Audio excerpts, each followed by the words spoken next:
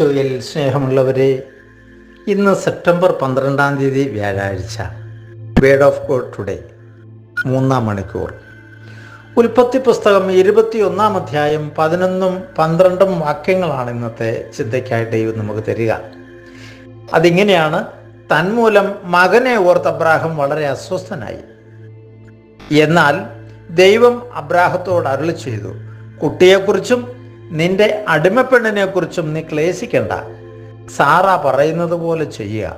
കാരണം ഇസഹാക്കിലൂടെയാണ് നിന്റെ സന്തതി അറിയപ്പെടുക. പ്രിയമുള്ളവരെ, ഇവിടെ 2 കാര്യം ദൈവം നമ്മളെ ഓർമ്മിപ്പിക്കുക.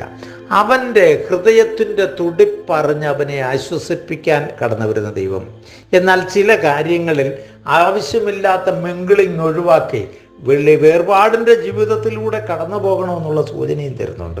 പ്രിയമുള്ളവരെ, നമുക്കറിയാം, നമ്മളുടെ ഹൃദയം അസ്വസ്ഥമാകുന്നതിന് മുമ്പ് തന്നെ അവൻ അവിടെ ഇടപെടും. അവൻ നമ്മളുടെ ഓരോ കൊച്ചു കൊച്ചു ചിന്തകൾ പോലും അറിയുന്നവനാണ്. അവൻ ഇടപെടുകയും നമുക്കത് പരിഹാരം പറഞ്ഞു തരികയും ചെയ്യും. പക്ഷേ അത് കേൾക്കാൻ തക്കവണ്ണം നമ്മുടെ ഹൃദയം സ്വസ്ഥമല്ലാത്തതുകൊണ്ട് പലപ്പോഴും ദൈവത്തിൻ്റെ സ്വരം കേൾക്കാൻ നമുക്ക് പറ്റാതെ പോകുന്നു എന്നുള്ളതാണ് ഒരു യാഥാർത്ഥ്യം. ദൈവത്തിൻ്റെ സ്വരം കേൾക്കാൻ പറ്റിയാൽ നമുക്ക് തെറ്റുകൂടാതെ ജീവിക്കാൻ പറ്റും എന്നൊരു യാഥാർത്ഥ്യമുണ്ട്. കാരണം സഹായകനായ പരിശുദ്ധാത്മാവ് നമ്മുടെ കൂടെയുണ്ട്, എപ്പോഴും വഴി നടത്താൻ. അത് തിരിച്ചറിയാൻ പറ്റാതെ പോകുമ്പോഴാണ് അബദ്ധമുണ്ടാകുക. സങ്കീർത്തനം 139 ഇങ്ങനെ നമ്മളോട് ദൈവം പറയുന്നു: കർത്താവെ, അവിടുന്ന് എന്നെ പരിശോധിച്ചറിഞ്ഞിരിക്കുന്നു. ഞാൻ ഇരിക്കുന്നതും എഴുന്നേൽക്കുന്നതും അവിടുന്ന് അറിയുന്നു. എൻ്റെ വിചാരങ്ങൾ അവിടുന്ന് അകലെ നിന്ന് മനസ്സിലാക്കുന്നു. പ്രിയമുള്ളവരെ, നമ്മുടെ വിചാരങ്ങളും വികാരങ്ങളും ഒക്കെ അറിയുന്നവനാണ് ദൈവം.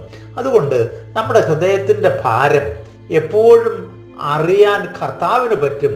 അത് ഉൾക്കൊണ്ടുകൊണ്ട് അവൻ ഇടപെടുമ്പോഴത്തേക്ക് അവൻ്റെ സ്വരം കേട്ട് ആ വഴിയെ പോകാൻ നമുക്ക് പറ്റാതെ വരുമ്പോഴാണ് നമുക്ക് അസ്വസ്ഥതകൾ ഉണ്ടാകുക. അതുകൊണ്ട് നമ്മുടെ ഹൃദയം കർത്താവിൽ അർപ്പിച്ചു പോകാൻ നമുക്ക് പരിശ്രമിക്കാം. നമ്മുടെ വേദനകളിൽ നമ്മളെ തള്ളിക്കളയുന്നവനല്ല, കഷ്ടതയിൽ നമ്മളെ തള്ളിക്കളയുന്നവനല്ല, മാറി നിൽക്കുന്നവനല്ല ദൈവം. നമ്മുടെ കൂടെ ഉണ്ടാവുന്നവനാണ്. പക്ഷേ അവനെ തിരിച്ചറിയാൻ നമുക്ക് പറ്റിയാൽ ജീവിതം ധന്യമാണ്. മറ്റൊരു കാര്യം കൂടി ഇവിടെ ഓർപ്പിക്കുക: ഇസഹാക്കിലൂടെയാണ് നിന്റെ സന്തതി അറിയപ്പെടേണ്ടത്. അതുകൊണ്ട് ആവശ്യമില്ലാത്ത സാറ പറഞ്ഞത് കേൾക്കാനാ പറഞ്ഞേ. ഹാഗാറിൻ്റെ മകനും സാറായുടെ മകനും തമ്മിൽ ഒന്നിച്ച് കളിച്ചു വളരണ്ട എന്നത് ദൈവവും ആഗ്രഹിക്കുന്നു. പ്രിയമുള്ളവരെ, ഇവിടെയും നമുക്ക് ചില ചിന്തകൾ തരുന്നുണ്ട്. എല്ലാ കൂട്ടുകെട്ടും എല്ലാ സഹവാസവും നമുക്ക് ചേരുന്നതല്ല. ഈശോയുടെ തിരുഹിതം അറിഞ്ഞ് ജീവിക്കാൻ നമുക്ക് പറ്റണം.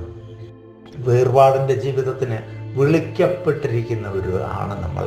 ആ ഒരു ബോധ്യത്തോടുകൂടി കർത്താവിൻ്റെ പൂർണ്ണമായ ഹൃദയത്തോടെ കർത്താവിനെ നമുക്ക് ഏറ്റവും ഹൃദയത്തിലേറ്റ് സമർപ്പിച്ച് നമ്മുടെ ജീവിതത്തെ ക്രമപ്പെടുത്താം. പിതാവിൻ്റെയും പുത്രൻ്റെയും പരിശുദ്ധാത്മാവിൻ്റെയും നാമത്തിൽ ആമേൻ.